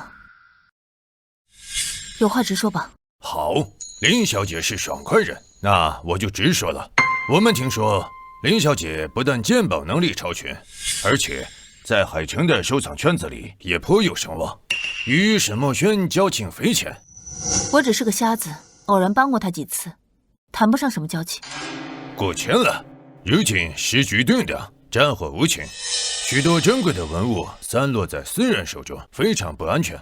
我们帝国出于对东亚文化的尊重与保护，希望能够将这些文化遗产集中起来，妥善保管，避免毁于战乱。所以我们希望林小姐能发挥您的影响力，来说服那些海城有分量的藏家，主动将他们手中的珍贵文物交出来，由我们统一保管。这样可以避免很多不必要的冲突和损失，这样大家和和气气，不是很好吗？说得好听，无非是想名正言顺的掠夺，让我当这个帮凶，去劝同胞交出祖传之宝。小野先生，收藏家视藏品如性命，更是家族传承，让人主动交出，恐怕很难。所以才需要林小姐这样的人帮忙劝说。我们知道，有些藏家对你们中国人自己的政府都已失望，对我们更是抵触。但林小姐不同，您是靠本事说话，他们敬重您，您的话或许比枪炮更管用。而且我们是真心想帮助林小姐，你的实名实在是鉴赏界的一大损失。我们关东军有最好的军医，在眼科方面很有研究。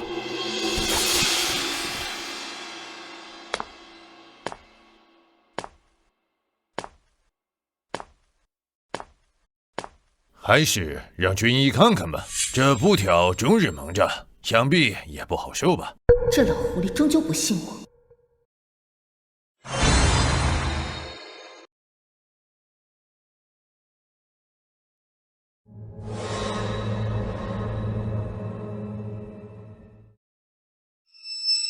幸好之前发现神眼还有能力帮我的双眼伪装如从前。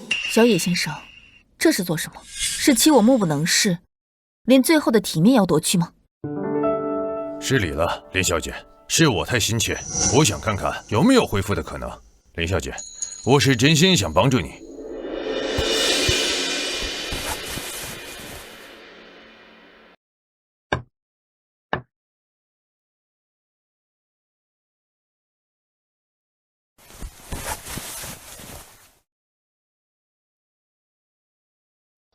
小野先生，你我都不必拐弯抹角，不就是想看我真正能力如何？器物呈上来便是。林小姐果然爽快，把东西拿进来。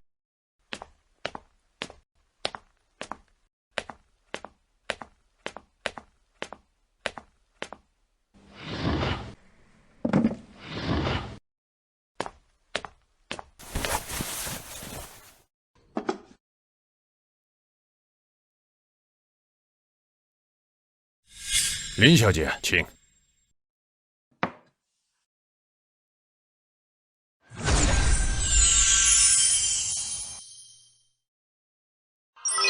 青铜器真品。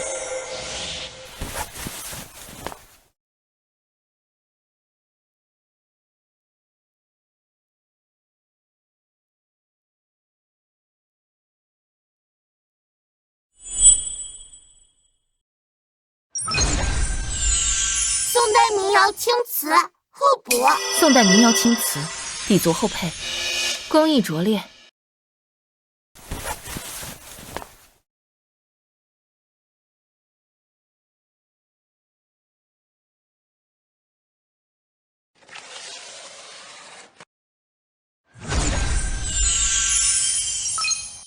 赝品。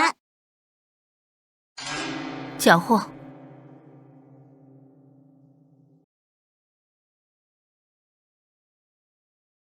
小野先生，如果你们所谓的保护就是把真品、仿品、残品、垃圾混在一起，那么即使藏家们把东西交出来，恐怕也难逃损坏混淆的命运。这样的保护如何让人信服？林小姐果然厉害，一指便看出问题。我们就缺林小姐这样的专业人才。如果林小姐肯协助，帮我们理顺这些藏品，建立规范的保管体系，将来展示给那些藏家看，他们自然会明白我们的诚意。想让我先替你们整理赃物，再去骗同胞，休想！但硬扛不行，此事关系重大，我需要时间考虑。林小姐需要考虑多久？至少3天。我可以先试着帮你们梳理一部分藏品，看看是否真有合作的必要。可以，但林小姐，请不要耍花样。你的丫鬟，还有你在乎的那些人，你明白的。我明白，我只想保住我在乎的人，和尽可能让东西得到妥善对待。期待林小姐的好消息。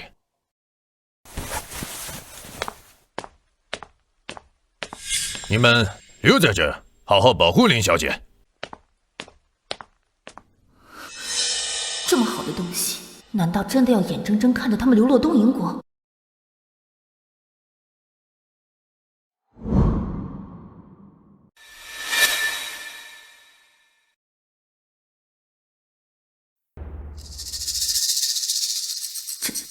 这是意识空间。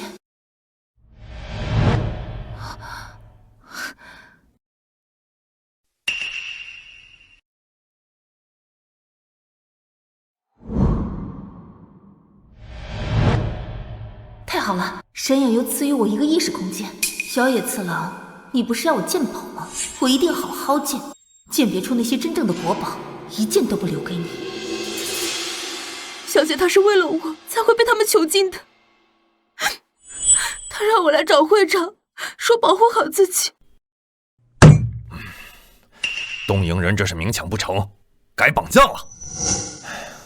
他们就是想利用若禅的名声，逼藏家们就范。得赶紧把林小姐救出来，她在东瀛人手里多待1天，就多一份危险。可若禅家现在守卫森严，硬闯是送死啊！小野次郎这个人，我知道，他表面斯文，实则心狠手辣，酷爱收藏中国古物，但他的眼力一般，经常被赝品所骗。他找上林小姐，一是看上她的能力，二是想借她收拢人心。大家先别慌，若禅不是寻常女子，她心思缜密，绝不会坐以待毙。这次她让阿秀来找我们，就是信号，她一定是在等待时机，也一定给我们留好了周旋的余地。沈会长的意思是，小野既然要用若禅的名声，短时间内就一定不会伤害她，但她一定会严密监视，防止我们轻举妄动。那我们现在该怎么办？救人不能硬来，得靠配合。首先，我们得先见到若禅，确定她的处境和想法。阿秀，明天一早你跟我一起去。会长，您亲自去，太危险了。我是古玩协会会长，也是将军之女，有名望有身份，我去合情合理，也比你们去更安全。这次去，我一定要见到若禅。不错，见了面才能知道若禅到底怎么想的。我们在外面的人应该如何接应？那沈会长，你去的时候言语务必谨慎，东瀛人多疑。我明白，虚与委蛇，见机行事。赵老板、孙太太、钱教授，你们几位暂时不要露面，但你们暗中一定要联络其他可靠的藏家和朋友，但切莫声张，一切如常。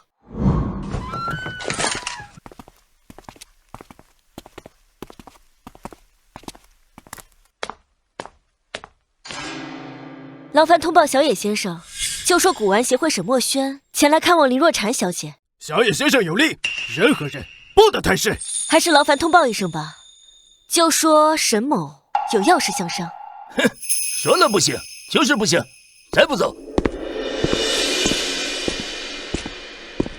报告，对沈会长不得无礼。沈会长，你也是来看望林若禅小姐的？听闻昨夜小野先生来拜访林小姐，林小姐目不能视，平时生活起居都由阿秀悉心照料，片刻离不得人。我特将阿秀送回来，也想当面探望林小姐，看看她状态如何。沈会长真是周到，林小姐也是我们的客人，我们自然会妥善照顾。不过，沈会长对这位林小姐似乎格外的关心。林小姐虽身有残疾，却身怀绝技。于公，她是我们古玩协会难得一见的人才。于私，我们一见如故，早已将对方视为异性姐妹。况且，林小姐若能安心为贵部工作，对厘清文物、避免明珠暗投也是好事。沈某此举也是想成全贵部的美意。要不是为了若禅，我今天就是死在这里，也得取了你的狗命。沈会长深明大义，既然如此，里面请。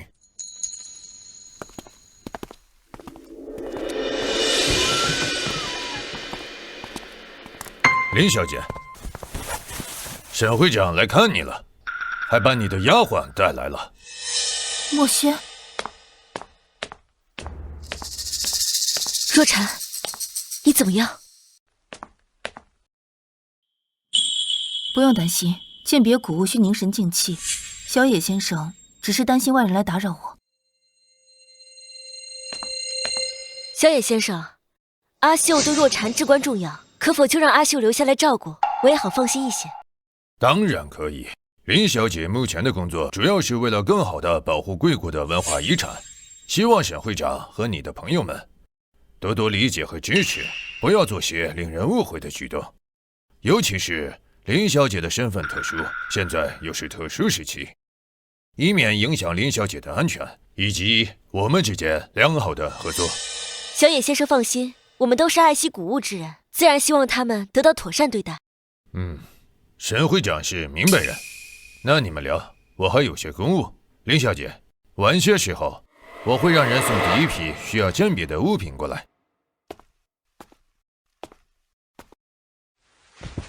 墨轩，长话短说，小野想让我鉴别他们抢来的文物，并让我出面劝说那些藏家可以自己供出藏品。我假意思索，争取了3天时间，和这个相对独立的小院。我们已经猜到了，你想怎么做？硬扛不行，但绝对不能助纣为虐。我有2个想法：第一，在帮他鉴别时，暗中记录下他们掠走的文物清单和特征，这些将来或许能成为证据。对，留底。第二，利用鉴别过程找机会调换真品，但必须极其小心，需要外应。外应如何安排？阿秀可以传递消息，我会让他进出采买一些日常用品，这是机会。但阿秀不能直接去找你们，太显眼，需要中间地点和稳妥的人。让阿秀去城西里记杂货铺找黎掌柜，就说是神府要买上好的陈年普洱，他是我们的人，绝对可靠。消息就夹在茶叶包的夹层里。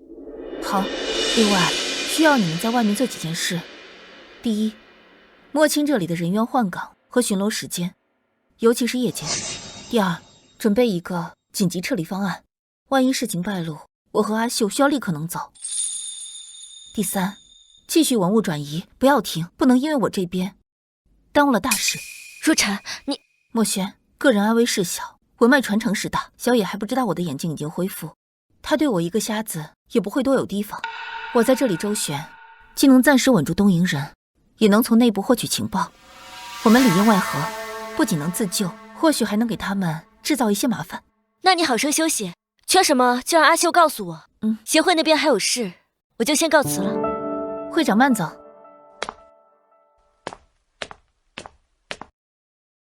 怕吗？跟着小姐不怕。小姐，我们一定能出去。一定能。林小姐，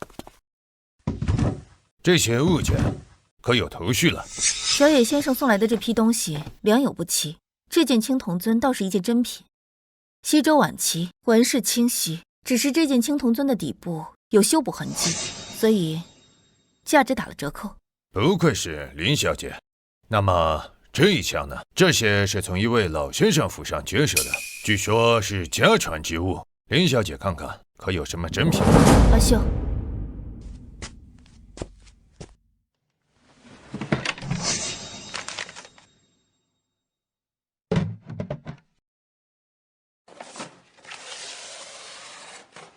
清墨画作，珍品。这幅画只是老的，墨色浮于表面，比例也弱，应是清末明初的摹本，价值一般。哦，那位老先生可是信誓旦旦地说这是宋画。收藏之人常因真爱而高估价值，真假终究要看东西本身。那以林小姐看，现在海城里哪些私人收藏值得我们重点保护啊？真正的试探来了。收藏一事，素来秘不示人，即便我知道几位藏家手中有些好东西，也难保他们不会提前转移，或者以假乱真。所以我们更需要一份更精确的名单，以及他们的弱点，比如哪位藏家最重名声，哪位怕获取家人，哪位可以利诱。林小姐尽引此权，想必清楚。这已不只是夺宝，是要诛心呢。小野先生，见宝我行，揣摩人心，非我所长。况且我目不能视，平日交往有限，所知实在不多。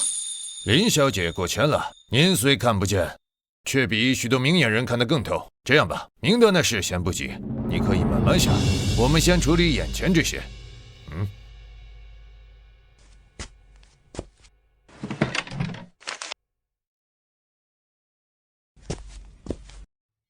这里面的东西非同一般，是我们通过几个特殊渠道获得的，跟军事有关。上级希望林小姐帮忙看看，这其中有什么信息。军事有关？他们想让我看什么？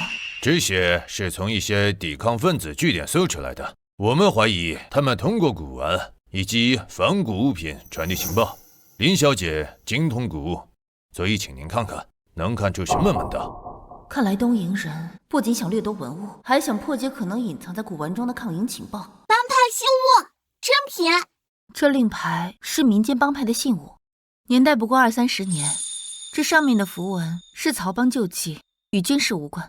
曹帮早年在运河跑船运输的帮会，如今早已式微。这令牌或许是某位老帮中的遗物。那这盒子里面的竹简呢？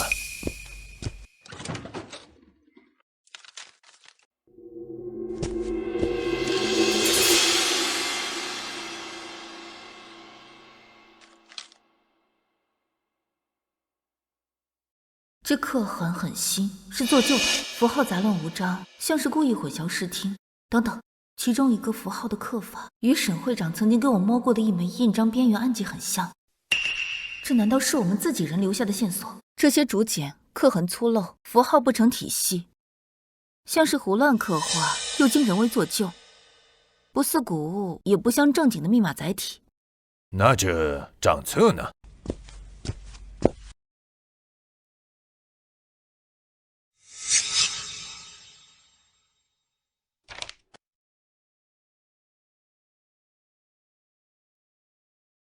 这里有夹层，难道藏了东西？这是普通的货物流水账册，记录一些棉纱药材往来，墨痕时间不一，应是用了几年，并无特殊之处。林小姐确定这3样东西都无用？就古物鉴别的角度，价值很低。至于是否藏有其他信息，若禅眼盲，仅凭触感气息判断材质、年代，更深刻的符号，实在是无能为力。好，林小姐辛苦了，晚些时候我再送一批过来。希望林小姐尽快进入状态，毕竟时间不等人。我们走。小姐，那账册可能有蹊跷，但我不能当场点破。阿秀，我需要你明天出去一趟。掌柜的，有上好的陈年普洱吗？我家小姐要喝。陈年普洱有，不知道小姐要哪个山头的？要勐海的，10年以上。里间请，我给您看看样品。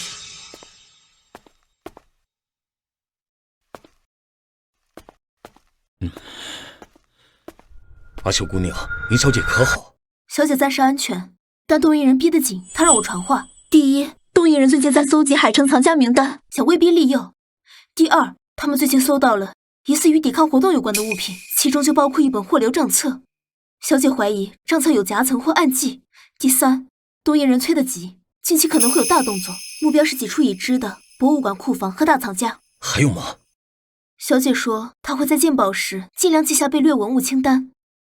另外，小姐需要外应，摸清静心斋的外围巡逻换岗时间，准备紧急撤离路线。林小姐深明大义，你回去告诉林小姐，名单我们现在安排相关人员能藏就藏，能转移早转移。账册的事我立刻上报。撤退路线和巡逻时间，罗先生的人已经在侦查，马上就会安排好。务必让林小姐照顾好自己，我们一定想办法把她救出去。我记下了。另外你也要小心，下次再来，柜台的右下角如果放一小盆白色的菊花，表示安全；如果是黄色的菊花，表示危险，不要靠近。明白。这茶包你拿好，地道的勐海普洱。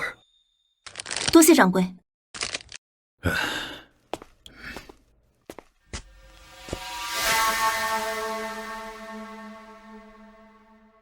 李掌柜说的对，我们不能光等。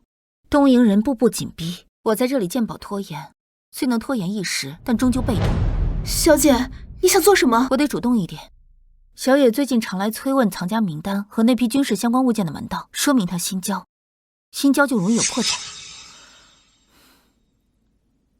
我要借口有重要线索，要当面汇报，让士兵带我去他办公的地方找他。小姐，这太危险了，万一……正因为他觉得我是个瞎子，才更不设防，看不见，有时候反而是最好的掩饰。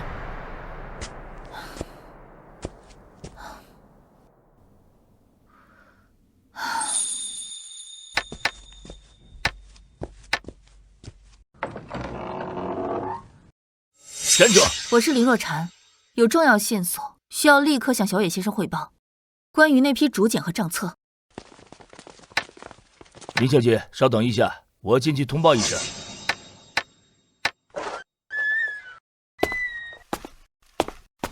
小野先生，林小姐到了。好。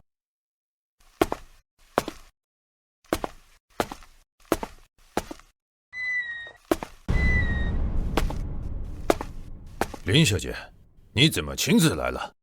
有线索，让阿秀通知卫兵即可。事关重大，恐转述有误。而且我发现了一点，关于海城可能藏有重要文物的地方，想当面说。原来如此。林小姐，请进。阿秀，你在外面等着。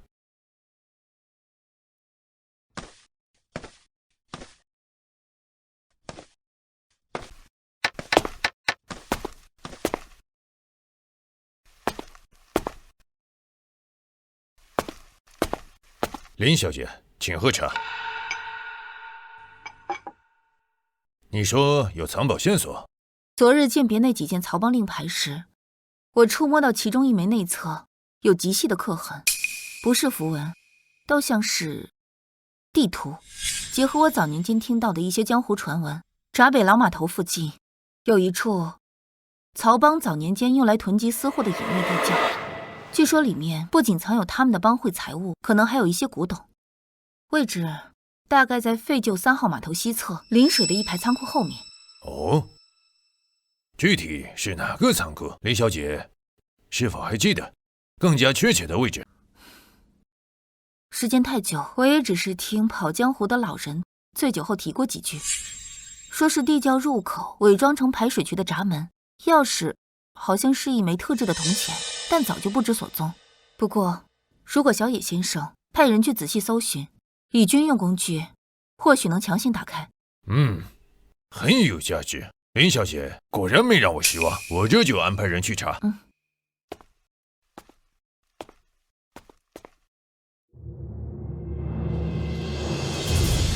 登陆，他们要打海州湾，这是下一步的进攻方向。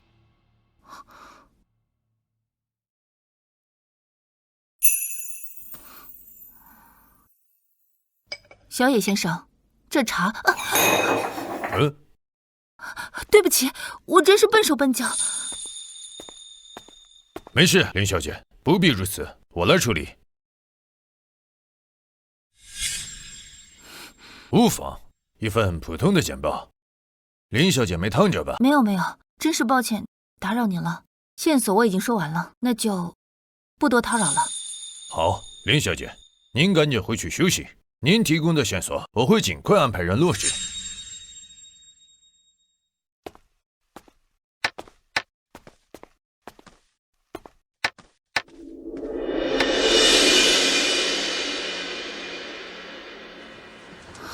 小姐，没事吧？我没事。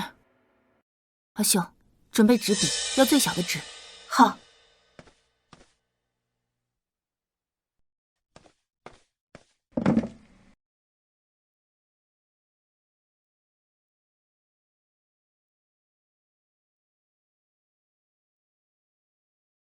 营军计划海州湾方向登陆，时间约在下月初，具体地点有：部队代号，物资正向此区域集结。闸北码头西侧曹帮旧窖为虚，可设伏或转移其注意力。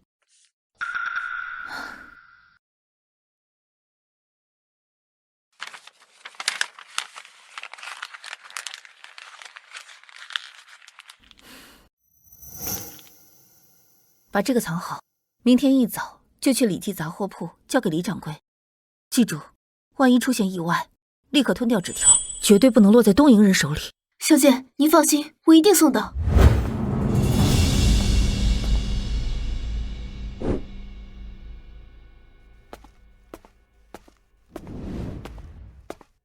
掌柜的，我家小姐说上次的普洱很好喝，再要半斤。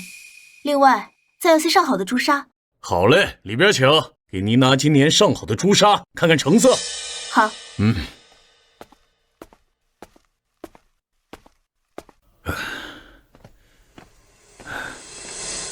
小姐让我把这个务必交给你。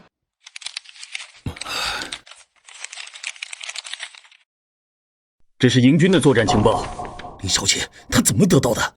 这太重要了，这比任何一份古董情报都太要命了。我立刻送给沈将军。阿秀姑娘，你回去告诉林小姐，她送来的不是情报，这是救命的火把。这上面标注了营军作战目标，至关重要。我会通过秘密渠道送出去，请她务必坚持住，保重自己。掌柜的，小姐什么时候才能出来？东营人逼她逼得越来越急了。营救计划我们已经安排好了，罗先生在若禅家外围已经摸清了，巡逻人员每2小时换一次岗，换岗前后有5分钟的间隙，这个时间防守最松。我们定在3日后的子夜，到时候以窗外升起一朵绿色烟花为信号。你们准备好，看见烟花你们就出去，我们的人会在外墙翻入，把你们接出去。路线和车队的车辆都已经安排妥当了。 3天子夜绿色烟花，对，务必让林小姐这3天一切如常，切莫引起怀疑。我们的文物转移工作也会适当调整，来吸引一部分邻居的注意。我记住了，谢谢掌柜，谢谢大家。哎，我们该谢谢林小姐才对，告诉她很多人都在等她平安归来。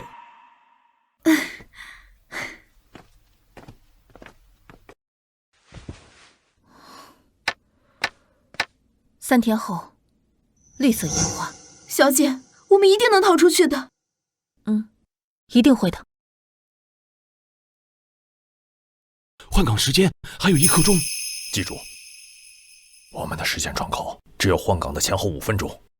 小顾，烟花准备好了吗？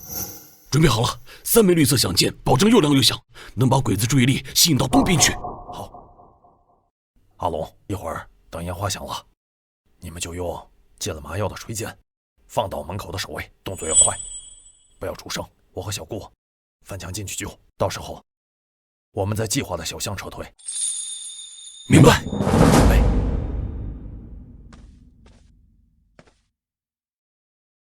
小姐，你说那信号真的会来吗？他会不会出什么意外？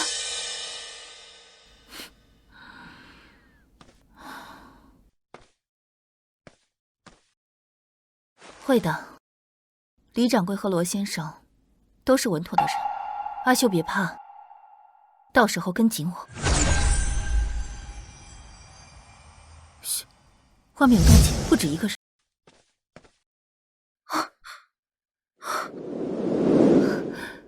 是我们的人，是时候把属于我们的东西一并带走了。计时空间开。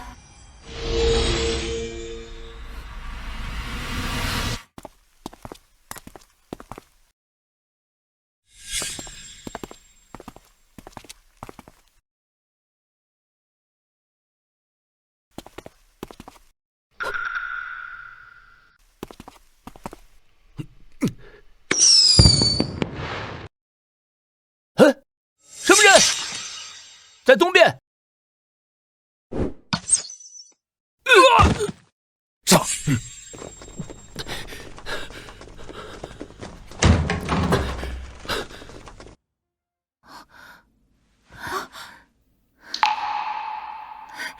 阿秀，是绿色烟花，准备走。小姐，你的眼睛！林小姐，您能看到了？回头再说。哎，快走，路线照计划，快！走！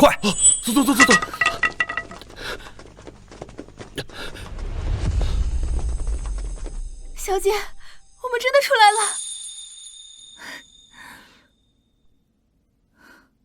罗先生，多谢。外面情况如何？营救计划还算顺利，多亏了你之前送出的那份情报。林小姐，您可立了大功了！您送出的鬼子登陆计划，沈会长亲自送给了沈部长的部将。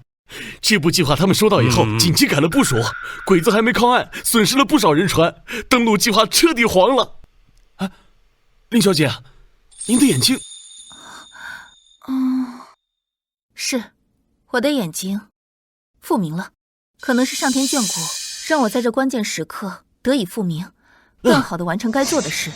先前情况紧急，没来得及跟你们细说，现在终于可以看清楚你们每个人的样子，可以看清楚我们正在守护的这片土